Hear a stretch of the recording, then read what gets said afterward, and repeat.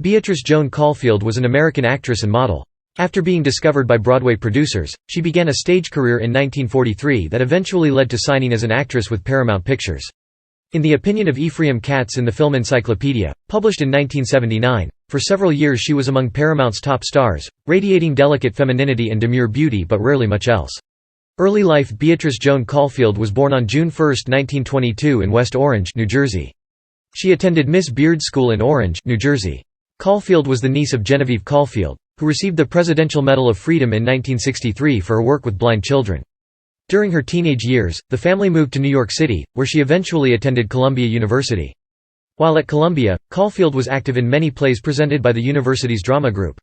She also ventured into being a model with the Harry Conover Agency and became a favorite with top-drawer fashion magazines, with her pictures appearing in many national magazines, including being on the cover of Life magazine's May 11, 1942, issue.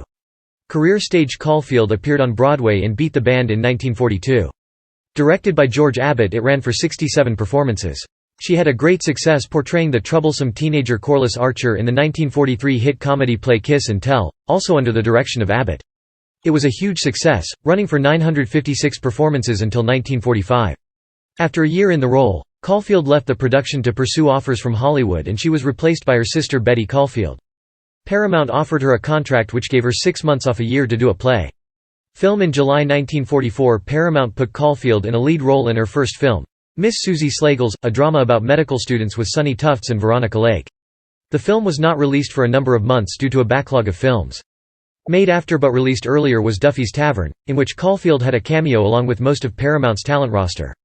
Caulfield was Bob Hope's leading lady in Monsieur Becaire, a popular comedy. She was with Bing Crosby and Paul Draper in Blue Skies. When original director Mark Sandrich died, Caulfield was pulled out of the film but Crosby insisted she stay. Eventually Draper was replaced with Fred Astaire. The result was a huge box office success. Caulfield waived her right to take time off to do stage work.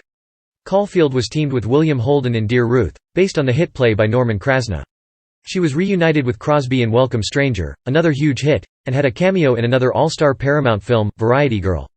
One of Caulfield's most memorable film roles was when she was loaned out to Warner Brothers to appear in The Unsuspected with Claude Rains and Audrey Totter. Caulfield, taking over a role intended for Virginia Mayo, was billed over Rains. Back at Paramount, Caulfield did The Sainted Sisters with Lake, playing roles intended for Betty Hutton and Diana Lynn. Universal borrowed her for a film noir, Larceny.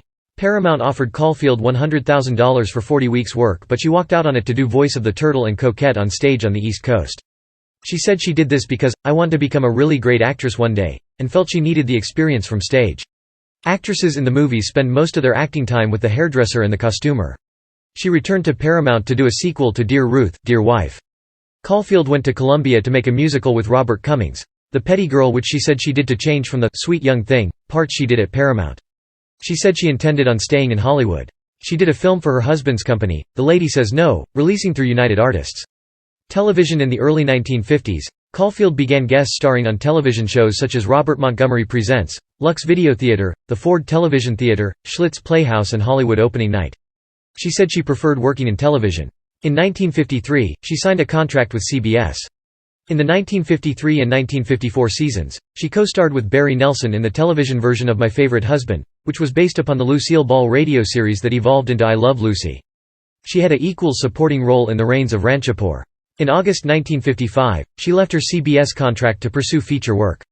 She was in Celebrity Playhouse, Schlitz Playhouse again, Screen Directors Playhouse, and the Ford Television Theater again.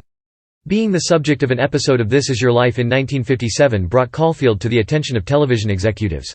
In the words of a newspaper writer, she photographed so beautifully that the show was hardly over before she was being approached for television appearances. During the 1957–1958 season, Caulfield starred in Sally, a short-lived situation comedy, in the role of a traveling companion to an elderly widow, played by Marion Lorne. At mid-season, Gail Gordon and Arte Johnson joined the cast. When the series ended, Caulfield continued to guest star on shows like Pursuit, General Electric Theater, Hong Kong, Cheyenne, Burke's Law, and My Three Sons. She did stage shows like I Am a Camera and had the occasional role in a feature, such as Cattle King, Red Tomahawk and Buckskin.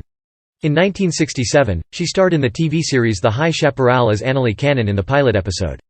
She was murdered in the episode and that was the premise for the whole plot. Later years in the 1960s and 1970s, Caulfield was active in touring companies of plays, summer stock theater and dinner theater across the country. She guest starred in a 1966 episode of My Three Sons as Florence, a visiting former girlfriend who Steve could not remember ever knowing. She could be seen in the pilot for The Magician, The Daring Dobermans, The Hatfields and the McCoys, The Spacewatch Murders, Pony Express Rider, and episodes of Beretta and Murder, she wrote. Recognition: Caulfield has a star at 1500 Vine Street in the television section of the Hollywood Walk of Fame. It was dedicated February 8, 1960. Cultural legacy and urban legend states that Caulfield's film Dear Ruth inspired author J.D. Salinger to name the protagonist of his novel The Catcher in the Rye, Holden Caulfield, after seeing a movie theater marquee with the film stars, Caulfield and William Holden. However, Holden Caulfield was mentioned in Salinger's short story, Last Day of the Last Furlough, in the July 15, 1944 issue of the Saturday Evening Post, 3 years before Dear Ruth. The earliest known use of the Caulfield name, including a mention of Holden, is in the unpublished 1942 story, The Last and Best of the Peter Pans. A more common version of the legend claims that Salinger was taken by Joan Caulfield upon first seeing her in a modeling photo or a publicity still or an acting performance. Since Joan was a leading model by 1941 and her acting career began in 1942 with an appearance in the short-lived Broadway musical Beat the Band, this version of the legend makes his using her surname for his character at least possible. Personal life: in her 1988 autobiography As I Am, actress Patricia Neal backed allegations that singer Bing Crosby and Caulfield, who at times appeared on screen together, were engaged in a romantic affair when the singer was still married to Dixie Lee. Neal also stated that she and then-lover Gary Cooper shared a ship with Caulfield and Crosby in 1948. In 1950, Caulfield married film producer Frank Ross, with whom she had a son, Caulfield Kevin Ross. Ross produced and directed her 1951 film The Lady Says No, with David Niven taking second billing as her romantic interest. Caulfield was in a car accident in 1959. She separated from Ross, blaming the stress of working on Sally, then she found out she was pregnant. Ross and Caulfield were divorced in 1960. In 1960, Caulfield married dentist Robert Peterson, with whom she had her second son, John Caulfield Peterson. Her second marriage ended in divorce as well, in 1966. Caulfield was a Republican who campaigned for Dwight Eisenhower during the 1952 presidential election. Death: Caulfield died from cancer, age 69, at Cedars-Sinai Medical Center in Los Angeles and had lived in Beverly Hills, California. A.C. Lyles gave the eulogy. At the time of her death, she had one grandchild.